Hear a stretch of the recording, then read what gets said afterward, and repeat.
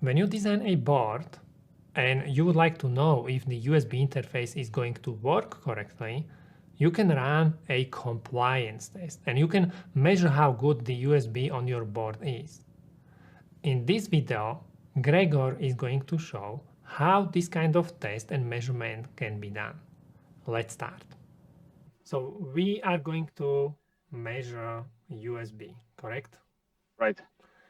And what do we need to do? If so, when we say measure USB, there are like different kind of measurements what we can do, correct? Exactly. There are different kinds of measurements. So one thing you can do is to run a compliance test. Compliance test is defined by the USB.org, and in this compliance test, or the USB.org defines in details what measurements need to be done on a USB device, on a host, or on a hub, to be sure that your the interoperability of your device will be warranted. So you have to follow defined steps and defined measurements to qualify your device, that it's USB compliant, and that you can be sure that this device will for sure work if you connect it to a host, for example. Okay, so let's do some measurements. So Okay, yeah. So it's a good practice, first of all, to recall the default setup, that you have a defined state where you can start your measurement. Qualify software, that's integrated in our oscilloscope application. If you go to analysis, you see that qualify button. If such a software is installed on the oscilloscope, and then you run that qualify software, you can run it either directly on the scope, or you can run it on an external PC, where you then control the oscilloscope via TCP/IP connection. In that software, you have a general setup where you can define the IP address, the session info with your name, operator name, which device you're testing, the temperature and comments. And if you make a measurement, you can create a report, a measurement report, which you can put to your device when it's tested, and you can prove, I have tested this, and we see later what's all inside that report. And with the advanced feature, that the debugging feature, where you can go into an expert mode. If you have a problem with the device, you can run single test in a loop, and the about it's not from interest. And then you have the next. So if you start a measurement, go from left to the right. In all of our menus, ever go from left to the right, and you have the right sequence. Then you select any of these serial protocols. It might be DDR testing, DisplayPort testing, or HDMI, automotive Ethernet. All these tests are controlled more or less by that qualify software. They are integrated in that qualify software. And here we have our USB test. If I click on USB, I get the selection between these different USB protocols. So that's USB 2, that's what we're doing today. There is USB 3.1, 3.2 transmitter tests, then USB 3.1, 3.2 receiver tests. That's the other way. Then we have USB 4 transmitter and USB 4 receiver tests. These are the tests we cover with that software. And there are software options which enable this testing for the specific parameters which are required on the oscilloscope. So you need to buy some kind of licenses extra if you would like to. Okay. Right. You have to buy a license, and if you're not sure if you really want to go for that license or want to invest that money, there is a possibility that you can test each software option. You can test it for 30 days in our oscilloscopes. So we can create 30 days licenses for evaluation. So I select USB 2, and then I have possibilities to do specific settings. I can select a configuration. So we have a number of predefined configurations already saved in that software. Why they are locked? They are locked because they are defined by us. Okay. This one is not locked because you adjusted some settings. I adjusted the settings, right? Okay. So if you would like to fully validate your USB, then you need to run all... This one, high-speed device all tests. Okay. I can select that, but even if I selected that all test, I can go to edit and view configuration. That means I can define what I really want to test. In the test selector, okay, I have the ability to select between these different tests. So that's a hub test, that's the host or hub downstream tests, and this is the device or hub upstream tests. That's what we want to do. And there you have all these tests in between which can be run with that package. But so we don't make the complete test because that would take very much time, and there are many tests which need different settings and so on. So I'm prepared for these first 3 tests. These are the high-speed upstream signal quality test, the packet parameters, and the chip timing. These are 3 tests. They run in a timely way that it's coverable by that presentation. But you can run all these tests which requires different equipment. And these tests, they are kind of specified by the USB standard? Right. Okay. Yeah, they are all defined by the USB.org. The USB.org defines these tests, and you have to follow these test guidelines to be allowed to put a sticker on your device that you're USB compliant.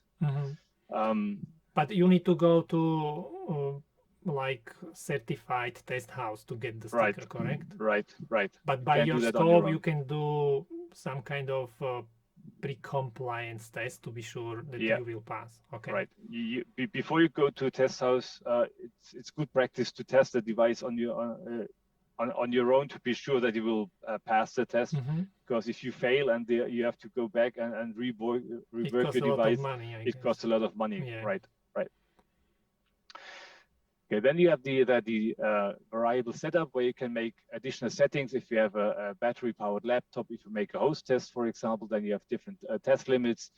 If you have a captive cable, if you have a host which has a captive cable or a device, for example, a USB camera or a mouse or a keyboard, for example, has a cable, then you have different limits because you have a longer cable that must be respected, and so on. So you can make different settings, which test fixture you use, one of the USB.org or another one. I have no idea what that is about.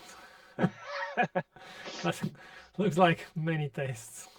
Yeah, so these are not tests, these are settings for your test, which you can define. So the signal quality test fixture, you can select the LaCroix one, which I have today, or there exists one from the USB.org. So you can define which test fixture you use for your tests. Oh, so these are basically, here you select the hardware which you use during the test? Right. Okay. So you need a test fixture to connect that PC where that USB software is running, to connect that PC to your device under test. I think you can show it on your camera. Yeah, I can show it in the camera. Just a moment. That's a software. That's a small piece of software which allows you to control the your device under test.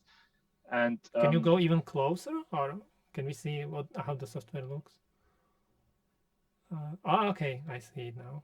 So this is the software which you can download from USB.org. Right, from the USB.org. That's called the USB Electrical High-Speed Test Tool. And this one is going to list all the connected devices, and then you can like force them into test mode. Into test mode, exactly. Pattern. Okay. Yeah, that's it. And this is our test fixture. That's what we use for, or what I use for the test. So you have different sections depending on the tests you are doing, and our Qualify software tells you exactly where to connect your device, where to connect the probes or the SMA cables to run the test and to get the required test signals on the oscilloscope.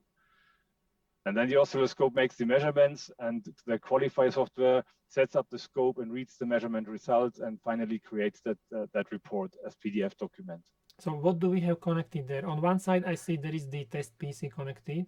So this is the test PC that's connected here. Then I have another connection that's just the power supply for that board, because we have some relays which we can switch from the initialization to the running state. What's different between initialization and running? Initialization is required when you run that high-speed electrical test tool software.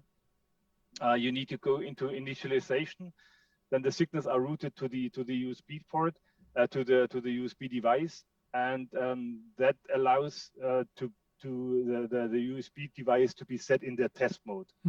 So there are some special pull-up, pull-down resistors for the test mode, or how you put the USB bus into test mode? You don't know. I must be honest, I don't know. Okay. There's anything switched. I don't. It's possible that I think it's done with pull-up or pull-down resistors, which are switched by that relay, and then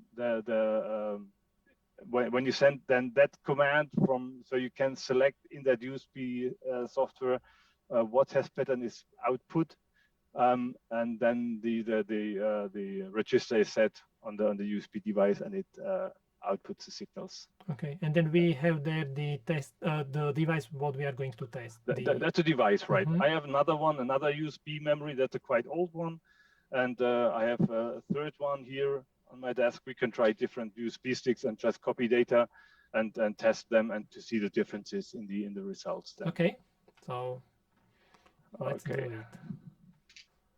Okay, so if you made after you made your settings, there is another thing what you can do. You can change the limits. So there is one predefined limit set which is really strict on the requirements from the USB.org. When you say I want to test with less restrictive limits or with more restrictive limits, you can go to the limits manager and you can change each of these limits of these parameters which are tested to your own values. And so this is basically here you specify how strict kind of rules you would like to use. Like this is like super important device. It goes into industrial environment. We really would like to be sure it's going to work perfectly. Yeah, if you want to test more strict. And this USB limit is locked, so you can't change that. If you make any change, okay, no, you have to copy the set and have to create a new set, and then you can change the values. And you see that in the test report, if you use the USB limits or if you use an own limit set. So you can't tweak anyone by changing the limits and say I'm compliant, but you use different limits. So it's in the test report which limits you use for testing. Okay, I just leave that. And so if you're done, if you have made any changes to your settings, you can save that configuration with a new set. That was the copy, and that was I'll do. I just name that signal quality, and I say OK, and I say close. And then you see here that there's a signal quality. That was the other test before, and these are the other tests. So now you can, if you say, I ever run only these 3 tests, and I don't want to redo these settings change over and over, you just create your own setup. And then we are ready to go. So let's start. Let's start. Also, okay, so we start, and then you can enter your credentials, your name, the device under test, temperature, and a comment, for example. So this is used for the report, so you can identify who tested. Everything you enter here is entered in the report, right? So you can enter the serial number of your device under test, and then you know from which device you've tested. What are we doing? You click there. I didn't see. Yeah, these were 2 messages because that's a message from that oscilloscope. We have that software can control all of our oscilloscopes, so that's just an informational message. And so we have a row A and a row B, or inputs A and inputs B. But that Waveruner 9000 has just one input, and that's the input which needs to be selected. And the selection was different in the main setup. I forgot to do that. So then here you see the scope shows you how to connect your oscilloscope to the test fixture. this is the connection which needs to be done to the host. So there is our USB memory stick. That's the USB memory stick. Yeah, I was wrong. That's the memory stick. Yeah. And that's the connection to the host. And there it says, make sure that the test init switch that's this switch here, is in the init position. And then you have to, the host port, the B socket to J24, that's this one here, to the signal quality device section. That's a signal quality device section, this here. That's written here as well on the printout of the board, signal quality device. And then attach the device or the hub under test to the A socket, this one here, J18 in the signal quality device section, and test fixture using a short cable. So this connection should be very short because you want to measure your, this connection, sorry. You want to measure your device and not the host, and the signal should be best possible at the device, so that the device can for sure understand the signals correctly. I use a certified USB cable, so it's a 1 meter cable that should be fine. And I need to now make the connections from the oscilloscope to the test fixture. So I have these two cables. I have to connect them to 2 and 3. If I say OK, I have to connect this one here.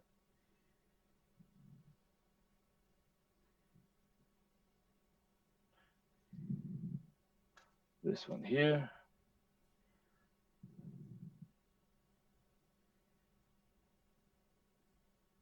Okay, that's connected. The switch is in the init position. And now I have to control my test application. My test application.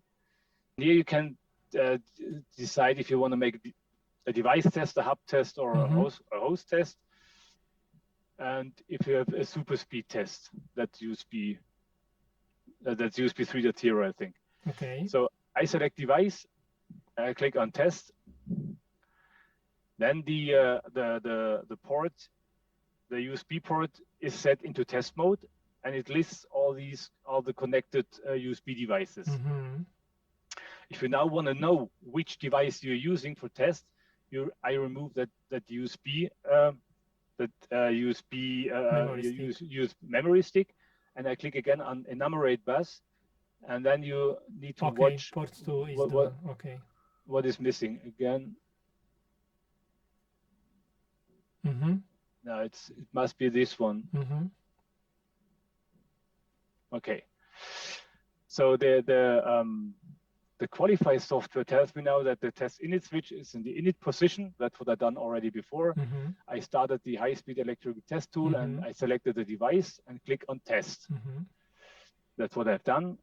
Click enumerate bus. That's what I've done here as well. And that device appears in the selected device window. That's all fine.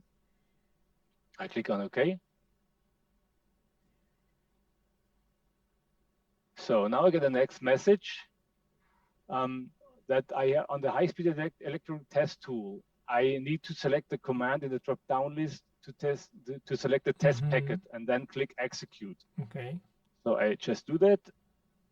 I select here test packet, and I click on execute. So now the USB host is probably sending some kind of test packet to the USB device.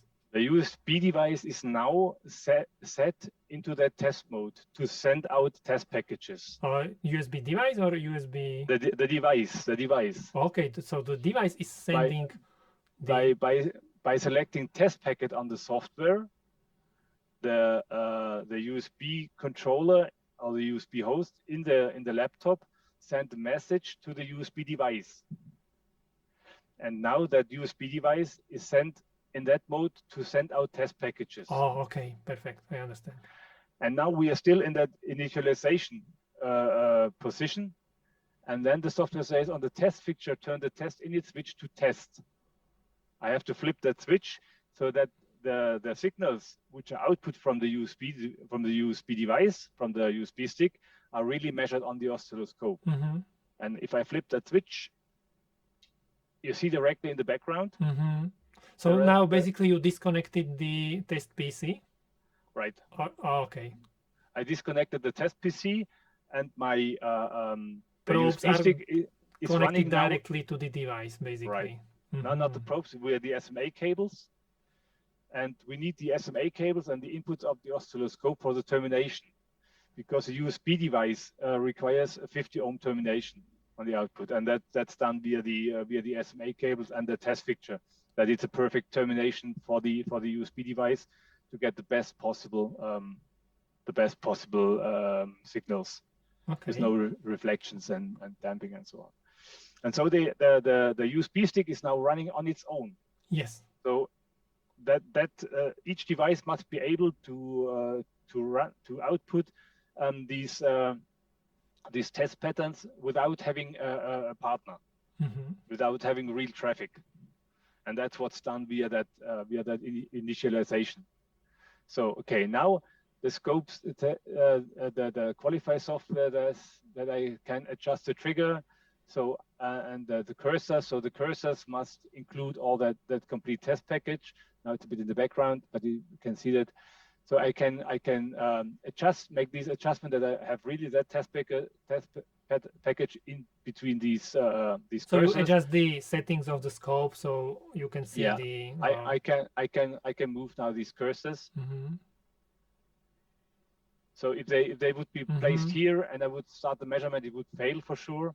So I need to really be sure that the packet is triggered and it's shown in the background. Okay. So now I click on OK, and the scope is doing its measurements.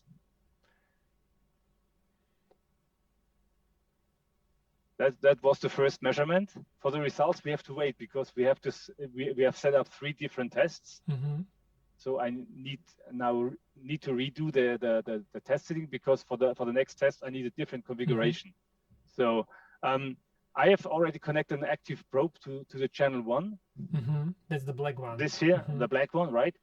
This probe is now used for the second test, and the software asked me to do an auto zero, because an active probe usually has a bit of temperature drift, and to get really nice and good results, it's good practice to make an auto zero before a measurement. For that auto zero, the probe must be disconnected from the signal. I just click on yes, and then the auto zero is done. So, and now the qualify software tells me what to do. I have to remove these SMA cables, and instead I have to add these 50 ohm terminators. These are the yellow dots here. These are these small, oops, I can show it here. These small devices, these are 50 ohm terminators. These are SMA terminators, and they are now screwed to that places where the SMA cables are right now located. And then I have to connect the differential probe to these test points here. So I need to do the setup right now. Just a moment. So I remove these cables here.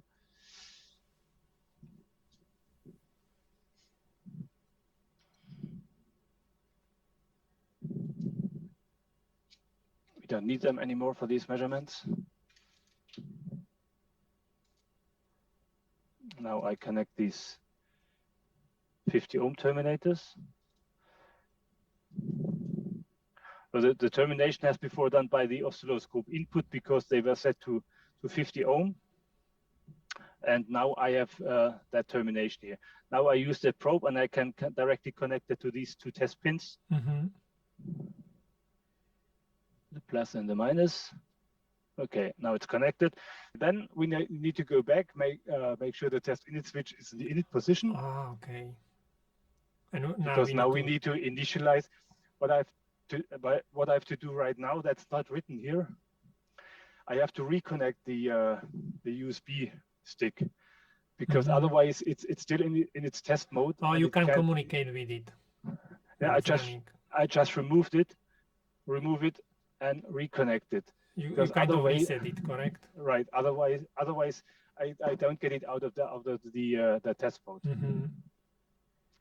So attach a 50 ohm terminator. That's done. The port is connected. The device is connected as well. I click on OK. So now it says to me I have to run that. Should I switch to the No, you don't need to move it. We know now how it looks. Okay. So test init or init position, that's done. I select device and click test. That's the first test. I have to enumerate the bus again.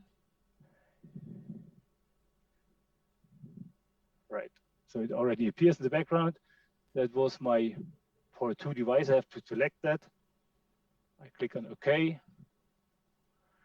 And now I need to set the output to single step set feature and then click execute. Okay. So it is again the command, or it is in the list of the commands? It's in the list of the commands. It's this one here, test feature. I select that and I click on execute. Now I see. Now it is triggered, and you see in the background I have just these 3 test packages. If I have more test packages, it could run into a failure. So now I click on OK, and the scope makes now different measurements in the background. You see that it zooms parts of it. So the software, the qualify software, knows exactly how the test patterns need to look like, and knows what parts to be zoomed, and how these need to be measured to gather all these parameters. You see these parameters here on the bottom, and the scope makes all these measurements automatically. The qualify setup controls the scope, makes the settings, reads the measurements results back, and stores them in a memory to create the test report afterwards. So this is, now I have to click on step. So the scope is again waiting for trigger. I click now on step on that test tool software. Okay. And you see that there is another acquisition done. Now I have 2 test packages. It looks a little bit differently. It looks different, right? And that's what is said. You should have 2 test packages. The first one is from the host, and the second one is from the device under test, and should have a larger amplitude. And that's what we see. So that's from the host because we have a longer cable. The signal is a bit smaller, and that's from the device. We measure very close. So for this test, actually, we have not disconnected the device, but we are talking between the PC and the. Right. So that's a command from the host to the device, and the device repeats. And then we measure the times between these this measurement if it's reacting fast enough. So, and then if we can OK, and then the scope makes again its measurements, and that was the second test. And now I would do the third test, which is a different configuration using 2 active probes, 2 single-ended active probes. We can leave these terminators, we can leave the hub, we can leave the host, but we have to remove the differential probe and use 2 single-ended probes, and I have to connect them to channel 2 and 3 of the oscilloscope. So I need to make that setup change right now. So I remove that probe from my test setup, and here I have. Why this measurement is not done by the differential probe? You want to measure sometimes the balance between the high and the individual signals. Yeah. Because the signalization is differential, and you have to be sure not that you have a balanced signal. I understand, because the differential result may be still okay, but for example, the levels of the individual signals may not be correct. Yeah. So that's 1 active probe. Oops. This is the other one. So these are 2.5 gigahertz bandwidth single-ended active probes. The CS2500, which I use for that test.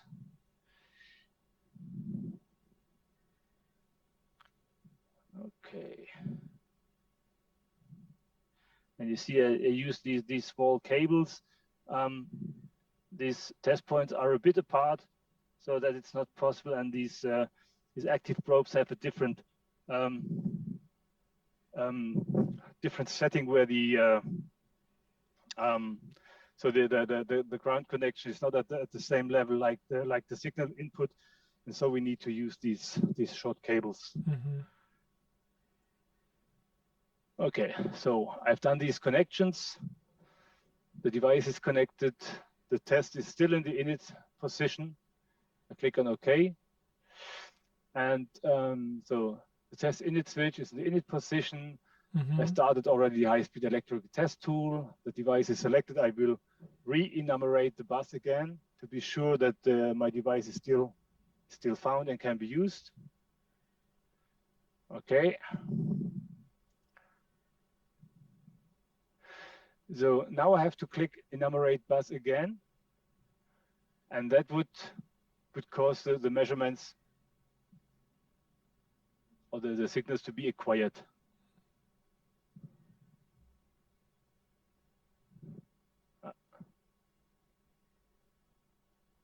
Sorry, I need to select this one. Enumerate bus. Oop. Okay. Now there was an error. There was anything wrong for any reason. It does not. I'm not quite sure. I need to check if I mix the position of the probes, because I flipped the test fixture to have it the better place. So now it detected a failure. The software detected a failure, and it asked me if I want to retry the test, if I say ignore and continue, or if I abort the session. You would like to retry because you would like to double check if right. the setup. Okay. I like to retry. Okay, I need to do the checking again. So the channel 2 is going to J19D. Channel 2.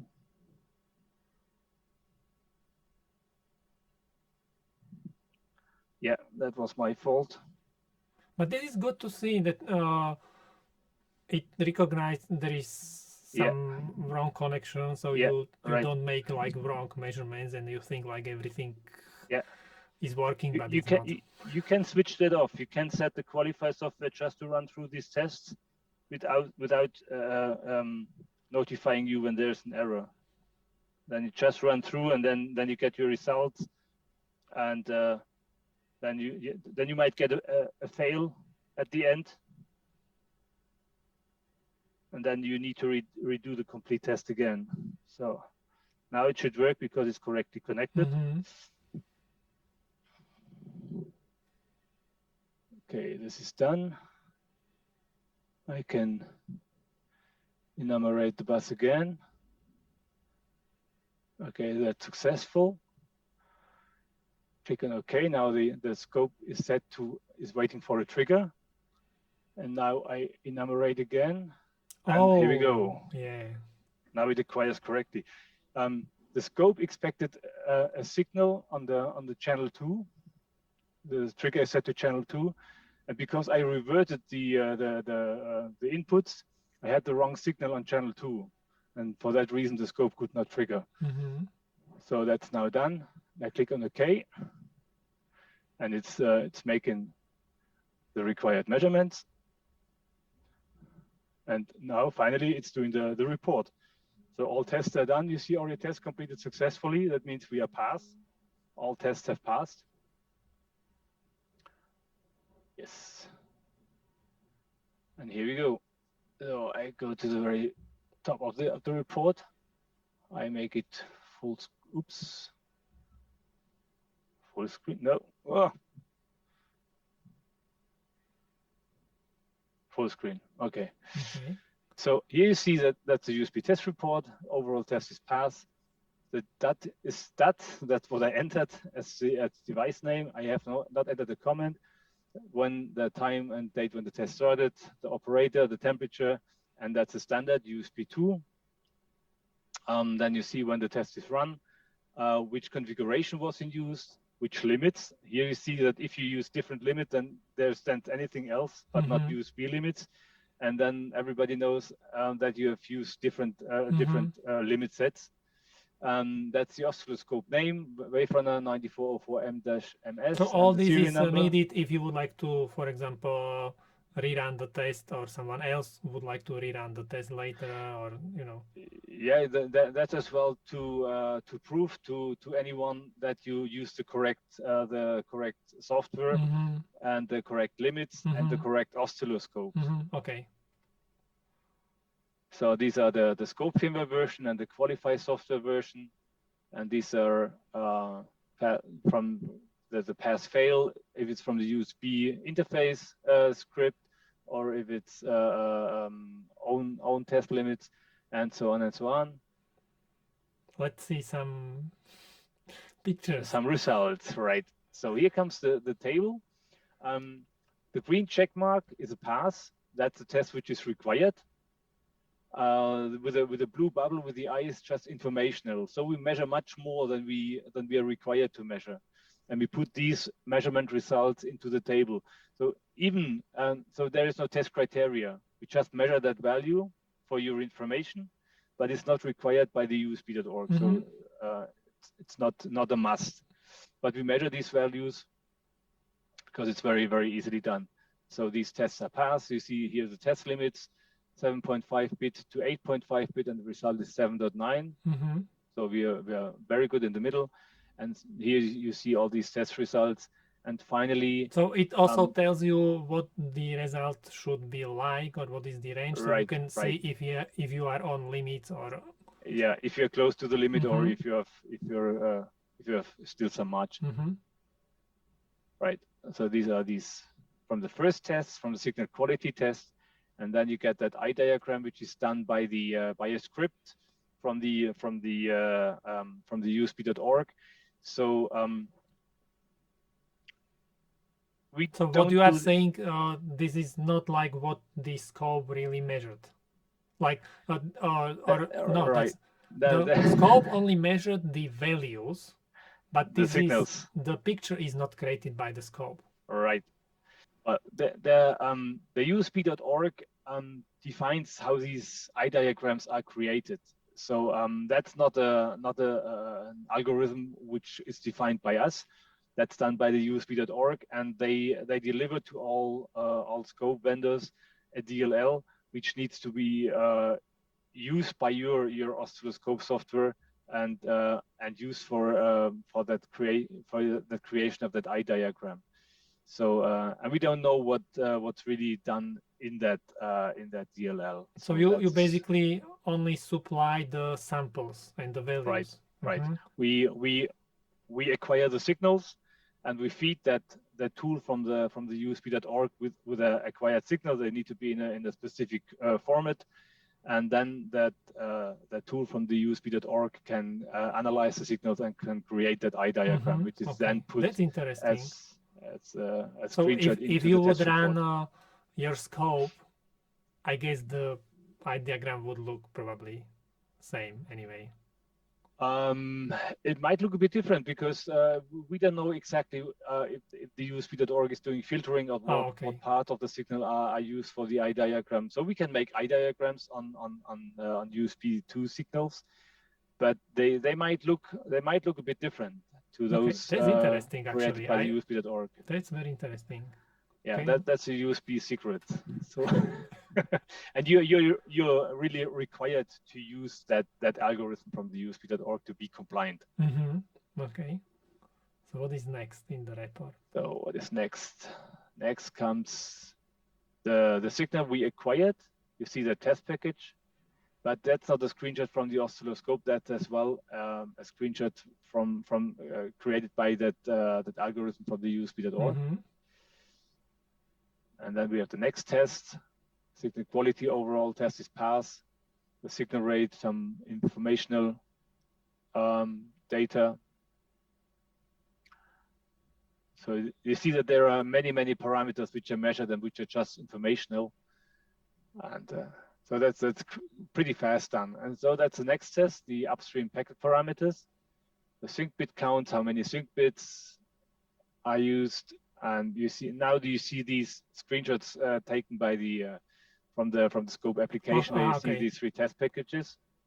So these 2 are from the host, and that's the answer from the device, and that's what measured. And you need to have the timing in between and so on. And then comes another screenshot. So that's the input trace, and that's a zoom. That's a zoom of that input trace, and that part which is zoomed is highlighted in the original trace. So that's for convenience for the user. When you click when you show a zoom of a signal, we show you in the original signal where you are, where you zoom. That you have a visual control that you're really at the right data package, for example. And then here you see a track function. A track function is a change of a parameter over time. That's from P2. Yeah, no, sorry, from I don't know which one. I can read it. So there's a parameter measured, and the track function. You see how that value changes over time. And what is track function? A track is a representation of a parameter over time with in direct relation to the input signal. So if you, for example, make a pulse width measurement, and you make a track from that pulse width, you have a PWM signal where you have different pulse widths, and you make that track. You measure the pulse width, so you get different values, and then you make a track function. You see how that value changes over time of the signal. Okay, what is next? So what is next? Next are coming again parameters. So these are the timings measured. It measures the times between these packages. So this is how fast it responded. Yeah. If it responded in a timely manner, right? And then the gap times between these packages. And finally, that the chirp latency. And you see the signals, the screenshots, and there should follow some measurements. Oh no, that's the end of the report.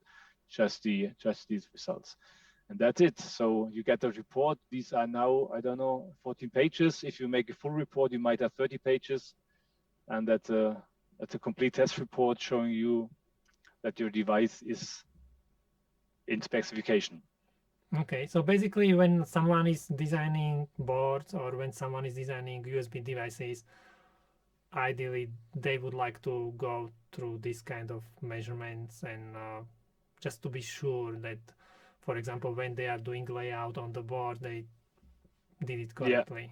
Yeah, to see if there's the reflection timing issues, or if you have, because it's a differential signal when the differential traces are not routed in that way that you have that you might have a delay between the D plus and the D minus signal. Then you get differences in the differential signal when they don't when are not timely aligned. All these problems you see that when you run the test, that the signal quality is not as it should be. Perfect. That's exactly. This was exactly the goal of this video. Why I'm creating it, just to show everyone that it's not really difficult, because everything is written down and you just kind of follow the steps. So you don't really need to understand how USB works and what everything you should measure, or what edges and timings or something. And so this was just give idea to people like. It's not so difficult, but I guess it's very expensive, correct? I think it's more expensive to have a problem when you go into a test house and you fail and you have to rework it. So it depends on. So if you need to make that measurement once to qualify your device, and then you just want to reproduce that device, it might not worth it to really buy such a setup. Then you go you can ask. So we can offer that application support. If anybody requires such a test, he can buy that support from us. We can do these measurements for him. So you will bring your own measurements or tools, or they can send to the device and you will do they can send the device to us, or they can come to us in our office in Heidelberg, and then we can do that measurements. That's what we offer recently. We have a distributor from us who has specialized on USB measurements. So he's doing as well compliance tests for customers. I don't know if I can name that company, or if you don't want to make. No, Oh, okay. okay. So No, that's not, it's not necessary. So you can ask if there is anyone who is doing these tests. If you need someone, we can give you a name, for example, where you can ask for doing these tests, or you can ask us directly for that support. or If you can, I guess, rent the scope we can or as well equipment. rent equipment, right? That's But what we you offer still as need well. to then understand what you are doing. And for more complicated tests like USB 3, maybe it may be better if someone who already Yeah. For has some USB 3, that's usually because that's very complicated. You have to calibrate all the setups, and that's not really that easy. You have to be really experienced. So and it's as well time consuming. But for USB 3, it's even more critical because the equipment is much more expensive. You have higher bandwidth scopes.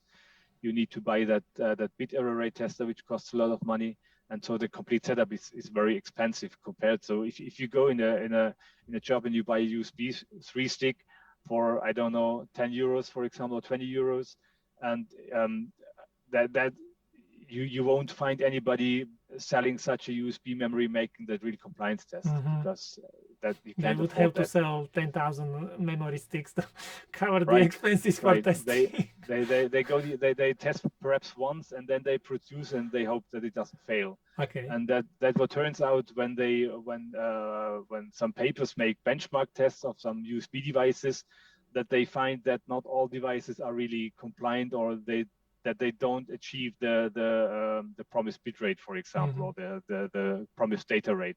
What about the other tests like Ethernet, HDMI? I've seen. So it would be like something very similar. We can do it in the next video if people are interested, but it would be something similar. It's quite similar, yeah. So you need different test fixtures. You need usually each device is capable of being set into test mode, more or less. For some devices, for Ethernet, it might be difficult because Ethernet is not an official standard. There's no organization behind that. So for USB, you have the USB org, which defines all the limits, all the specifications, and the USB org cares about the test tools which are required, and that if you're a vendor of such a device, that your device must be able to be set into test mode. That's a requirement. For Ethernet, that's a bit different. There is no real organization behind Ethernet, and so not every vendor of an Ethernet PHY really cares about how to set that device into test mode. And they might have a tool to set your device into test mode, but they don't like to give it to end users, because I think when I used to work in the previous company, I think we use like Intel chips, and they provided also the application which could. Intel does, but Intel is a huge company, and they are very structured.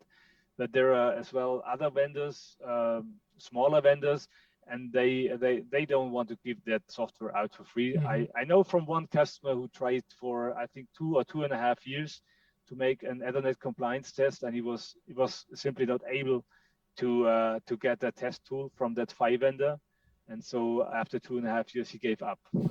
He asked us a few times if we can support him, but so we have no choice in that way for Ethernet. Ethernet is a bit difficult to get your device into test mode. What about HDMI? HDMI, there's I must admit, I'm not a specialist in HDMI, but I think that there is as well an organization in the background which defines these tests. Yeah, I guess it will be just some kind of picture or something. You have for HDMI, you have to have a sink which simulates a monitor. Oh. And so it's some kind of like dongle on the other side of the HDMI cable? More or less, yeah, more or less. So you have like some kind of standard that's as well defined. That's defined as well, right? How these signals need to be set up and devices into test mode and so on. Okay, maybe that could be another video.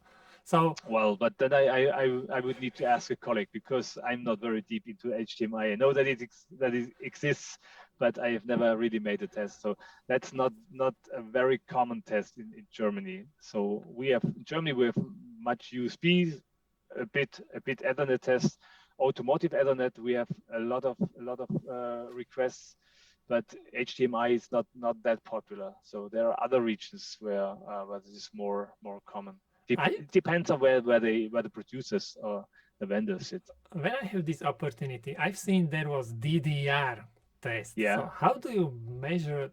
So you connect like to DDR bus, or how this is done?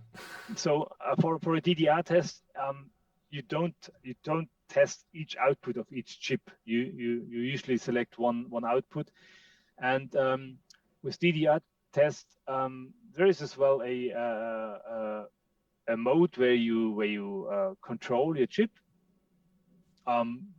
But DDR testing is quite difficult because you can't. Usually, it's not possible to add test points to your device under test. That's what I was what I wanted to know. How do you connect the probes? Yeah, and the probes are so either you have a how is it called? I guess maybe you put something special instead of the memory chip, or that's what I would expect. I don't know. No. You connect. So you can either connect a probe directly to the chip. That's these are high bandwidth scopes, and you use so-called solder-in probe tips. So you solder the probe tip directly to the chip on the test. And how do you do that? Where do you solder it? Because usually it's BGA or something. Yeah, it depends on. So if you can access the chip, then you can solder it directly. Otherwise you need to use an interposer. That's the word I was searching before. An interposer. An interposer is a piece of it's more or less a PCB in between your baseboard and the chip. And on that interposer you have test connections where you can access the test points. The problem is that if you use an interposer, you have an effect of the interposer which affects the measurements. But there are tools which you can use to remove these effects from the interposer from your measurement.